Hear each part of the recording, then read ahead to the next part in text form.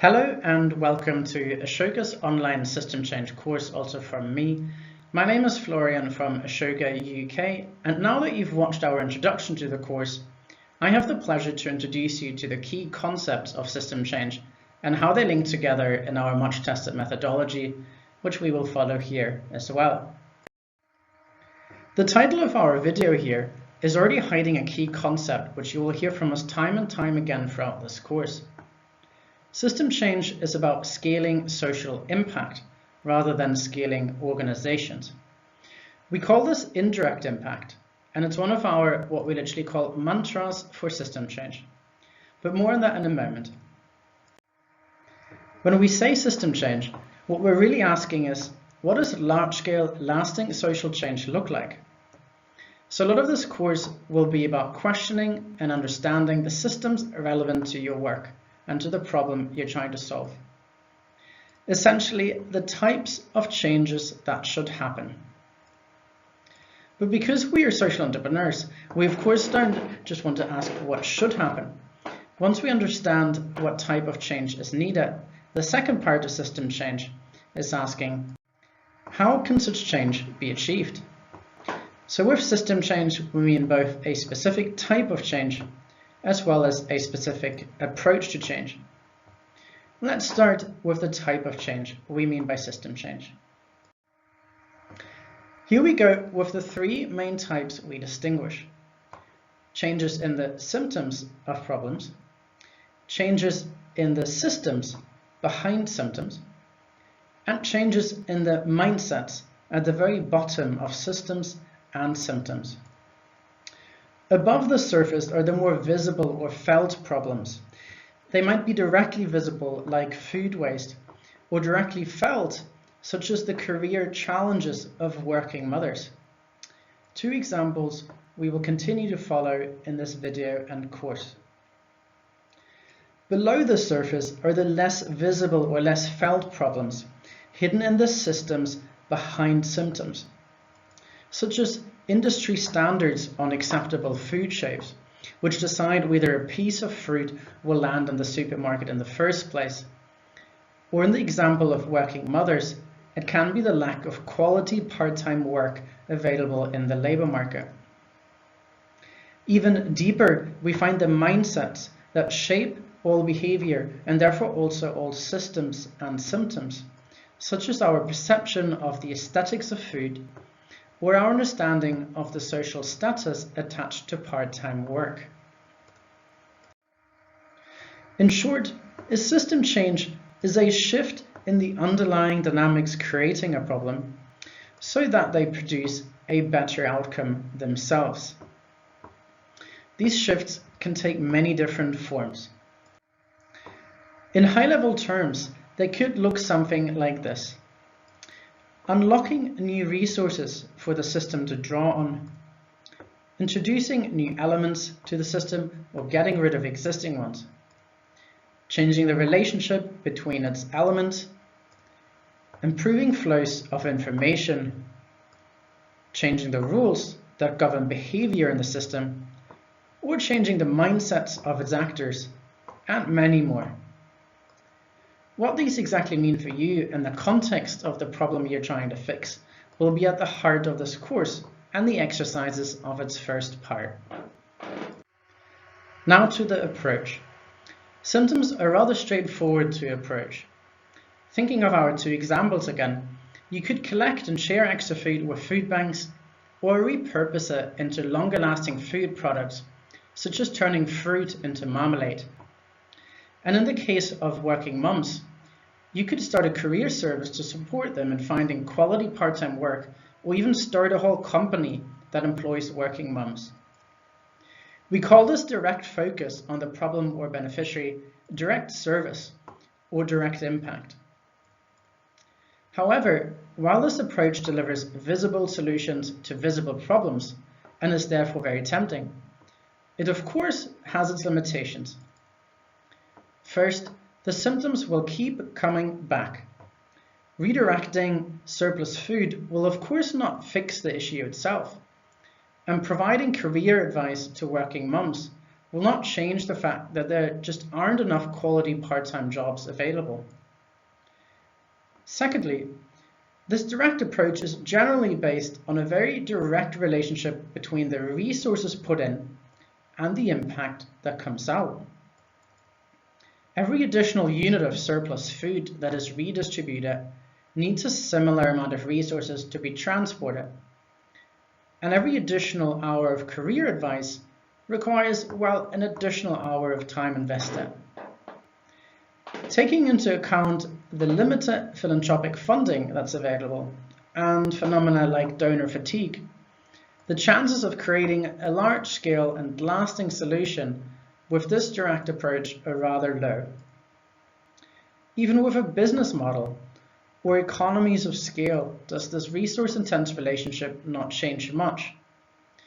It will be hardly possible to sell enough marmalade to make a serious difference in the amount of wasted fruit, or to build a new company large enough to provide quality employment for the many mothers in need. We have yet to find someone who has solved a problem by making themselves as big as the problem. This supports the notion that scaling organizations remains a rather inefficient approach for ambitious, large-scale and long-lasting impact. In fact, if we're not careful, then addressing symptoms with a direct impact approach can have a net zero or even negative consequences by, for instance, shifting the problem elsewhere or creating dependencies and ultimately perpetuating or deepening the problem. Creating a change in the systems behind symptoms is what we call surprise system change.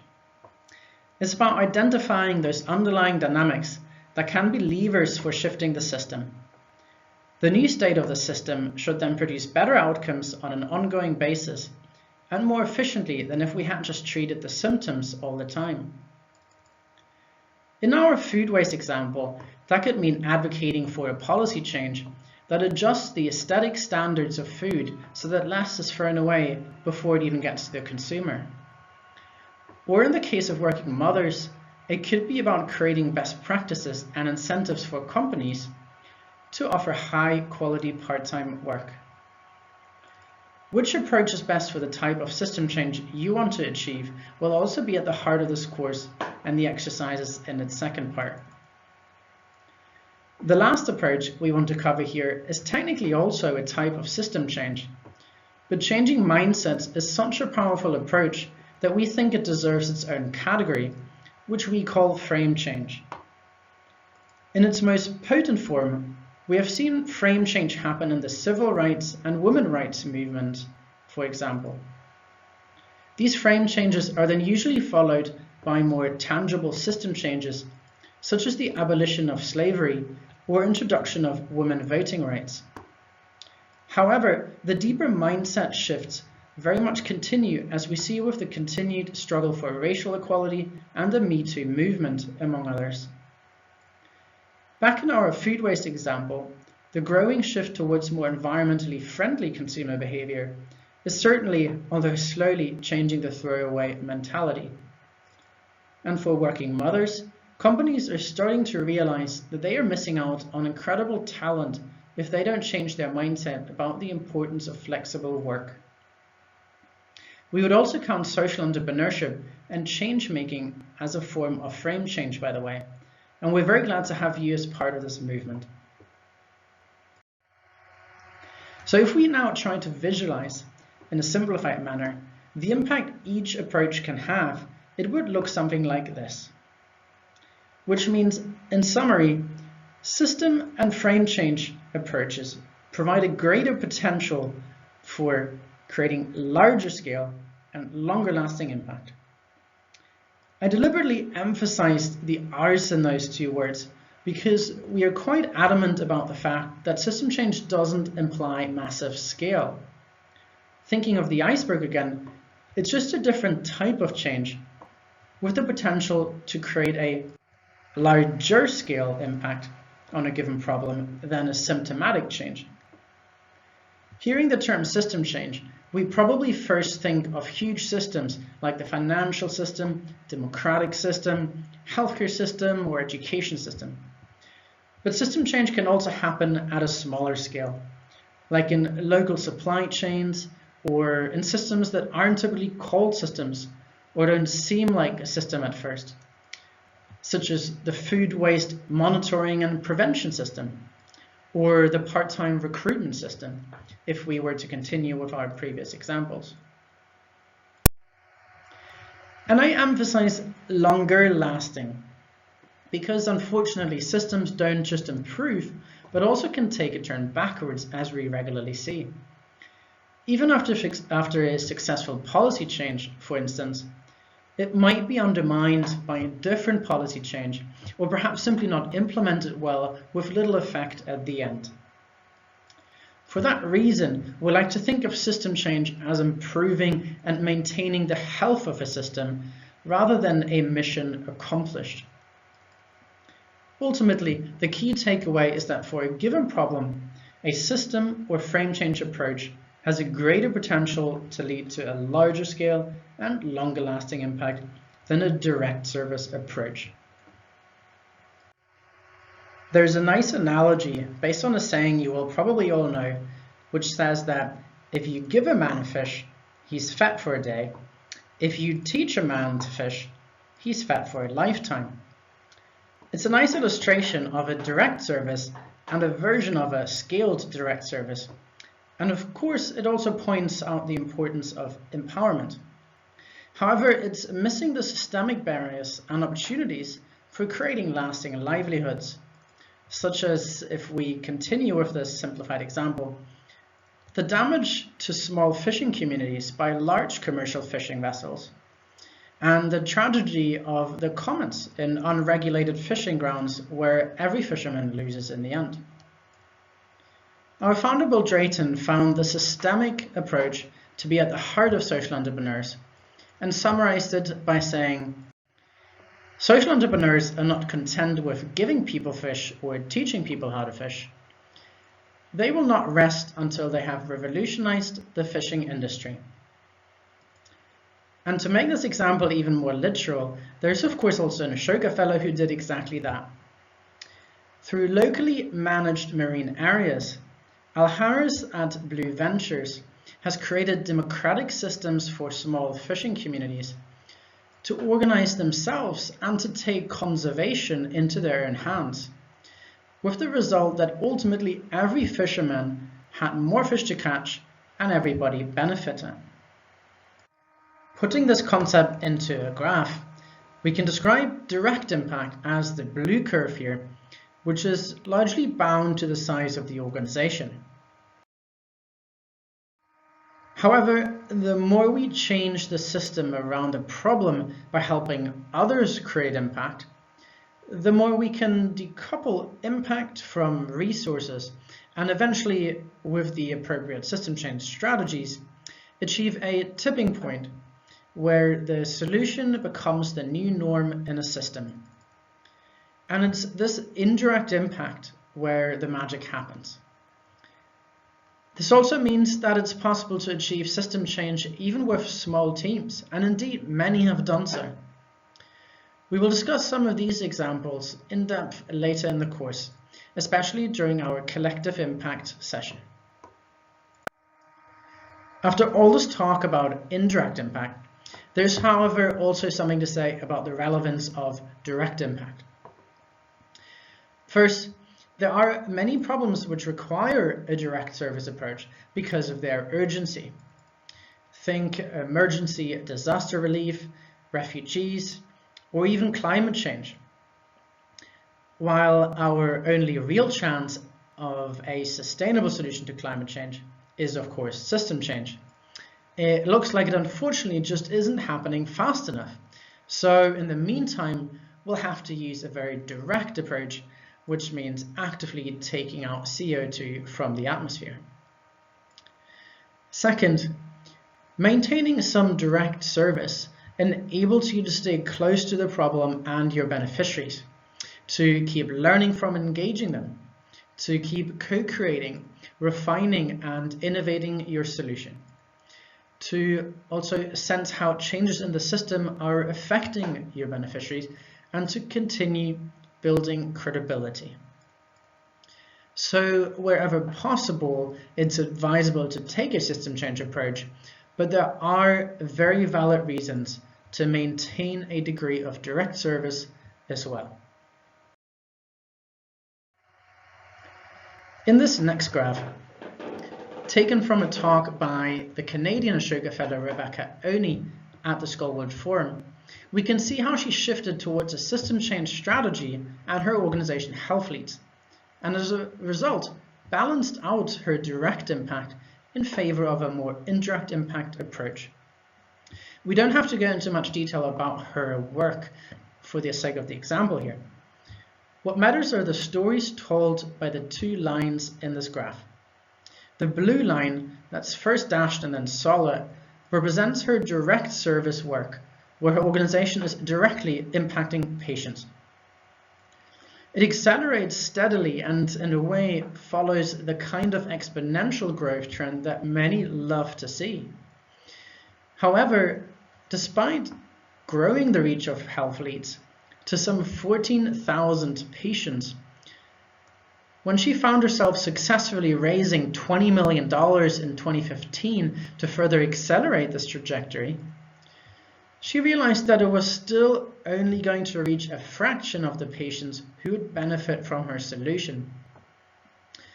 And that what the system really needed is for her to liberate and share all of the hard-won learnings, insights, and tools they had developed over 2 long decades, so that all the healthcare institutions and their patients could benefit from her work. So being the committed social entrepreneur she is, rather than taking this huge amount of funding and simply growing her organization further, she went back and said to her main funder that, and quoting her here, everything they had presented to them was wrong, and they now have the choice to either stick to the original plan or to abandon this whole model with them and support what the system really needs. Fortunately, the foundation followed her insight and shifted their funds over to support the system change approach. And she didn't wait. As the yellow line shows, in a matter of just 2 years, they engaged nearly 2,500 institutions, up from just a few dozens. In fact, coming back to the blue line, it shows how, following the strategic shift, they began to reduce their direct service to focus on the system change approach. And one can only imagine how this new level of indirect impact must have multiplied her impact overall. So if there's just one thing to take away from this video, it would likely be that the best approach for system change is to see scaling not as growing your organization, but to see scaling as growing your indirect impact. This approach comes with a caveat though. If, for instance, the system change requires widespread adoption and replication of your solution, it will be difficult if you hold on to it and restrict access to it. Or if it requires close collaboration with other major players in your system, it usually requires giving up some control and building a vision together rather than coming with just your own. For these reasons, a great deal of openness is required, which is much easier said than done both organizationally and personally. So openness forms another one of our system change mantras and will be core to our strategy and leadership discussions in this course. Now, our 2 earlier examples on food waste and the career struggles of working mothers, of course, didn't come from nowhere. They are at the heart of the work of 2 Ashoka Fellows. So to add further color to what we just talked about, let's have a quick look at how they go about changing systems. Karen Matheson started Timewise after she experienced and saw many other mothers experiencing a lack of high-quality part-time opportunities in the labor market, with the obvious negative effects on themselves, on their families, and also the businesses and the wider economy that were missing out on this potential.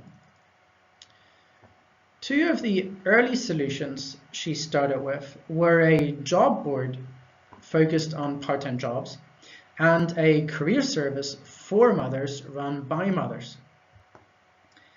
These two solutions provided several key insights: a sense of the current part-time labor market, a sense of the employment needs of mothers, and a sense of what it takes to build a business that is run almost entirely by part-time workers. So while these two solutions have a more direct service nature, they became the building blocks for her increasingly indirect impact later on. For instance, she could now take the experience of running a company with part-time workers and share it with companies through publishing knowledge products and offering advisory services to help them change their ways of working. And in doing so, she also showed that there's a market for flexible work and actively encouraged competition from all of the new consultancies and intermediaries that specialized in flexible work and have popped up since then. Later, she started publishing a flexible work index to measure and signal how flexible working conditions are changing, which turned out to be a great asset for incentivizing industry associations and policymakers, for instance. Karen also found that there is a certain stigma attached to part-time work. And to shift this mindset and raise the reputation of part-time work, she launched the annual Power Part-Time List, which profiles 50 individuals working part-time at the very top of their profession. So as you can see, this started with, and still runs, a direct service, and then increasingly focused on different types of system changes necessary for the labor market to shift towards a more flexible state. Our second example, Tristram Stuart, started the organization Feedback to address the issue of food waste, mainly motivated by its major greenhouse gas emissions and impact on climate change. Similar to Karen, he has implemented a range of strategies to shift different parts of the systems that are producing food waste. One key strand of his work is about creating widespread awareness and momentum through mass public events. These campaigns not only helped raise the issue into the public mindset, but also brought together a range of affected actors in an alliance, which now shares resources and collaborates on the food waste agenda. Tristram also activated a national citizen network which coordinates food redistribution on a voluntary basis. This model has been so successful that it's been replicated in several countries with Feedback's support. Another key strand uses transparency measures to highlight the parts of the supply chain where surplus occurs and to call out unfair business practices. Through continued research and advisory services, Feedback is therefore holding retailers both to account and advising them on how to improve their practices. As a result, 6 major retailers announced that they would start reporting on food waste annually. Building on these insights and momentum, Feedback also successfully campaigned to relax the retailers' cosmetic standards, which turn away so much of the fresh produce. Since then, ugly fruit and vegetables have actually become the fastest growing sector of the fresh produce market. These are just some of the ways their work has affected system change, but hopefully they help illustrate the kind of system change work that is possible. If you want to learn a bit more about Karen's system change approach, we conducted an interview with her about the system change strategies of Timewise, which you can find linked in the resources of this first week. It's only about 12 minutes long and comes highly recommended if you would like to dive a bit deeper into this example. Now, in summary, the system change mantras we would like you to keep in mind for this course and beyond are: aim for system change. See how you can improve systems rather than symptoms. Train your systems thinking and take a holistic view of the problems you're aiming to solve. Second, use indirect impact. See how you can unlock change in the system and use existing levers in the system rather than just imposing a specific solution. Third, embody openness. See how you can build opportunities for the wider system to create better outcomes itself, rather than claiming the work for yourself. And lastly, plan for adaptation. As you know, systems are always in flux, so keep evolving your system change strategy as you go along and aim for a healthy system rather than a specific endpoint. To finish off this video, let's see how these insights translate into the process of developing a system change strategy, which we follow in this course. In contrast to the much feared quick fix-itis, a common disease we all suffer from at times, which makes us jump right for the hammer when we see a nail, we will of course follow a system change approach for a greater chance at larger scale and longer lasting impact.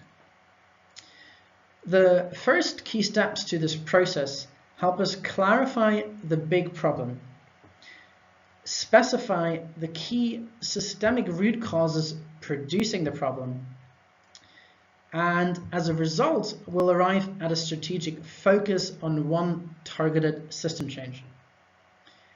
These steps make sure that you have clarity on the type of system change that is needed and on the part of the big problem you want to focus on. Your targeted system change will then be the basis for the rest of the course and the North Star for deciding between your strategic opportunities.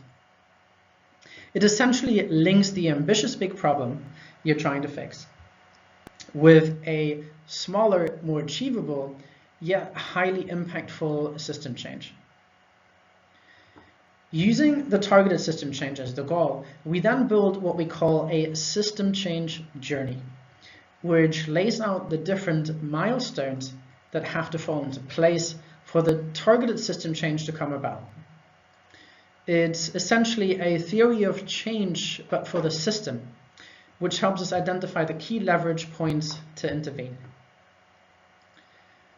Now that we have a plan laid out of what the system needs, we can now, and only now, look at the various kinds of actions you and your organization can take to intervene in the system. This includes a range of tools such as knowledge development, advocacy, movement building, and much more, as well as different delivery models for how to spread a solution through the system, and different approaches to partnerships for engaging key stakeholders in your attempt at shifting the system. This completes a system change strategy, which is of course to be adjusted over time and eventually to be replicated for different targeted system changes as you progress. So following our mantra about adaptation, it's actually not a linear process as shown here, but more of a circular one where learnings at the end feed adjustments in the earlier parts of the process. Don't worry if it looks like a lot at first. We have broken these steps into specific pieces for this course, and each week will move us further along this journey. In any case, as mentioned in the introduction, please don't expect a final result after just these few weeks of this course, and rather see it as a practice of these tools for continued application going forward. With this in mind, enjoy your journey and click on the next video to dive right into the first exercise, or have a look at the additional resources if you want to explore more first. Thank you very much and goodbye.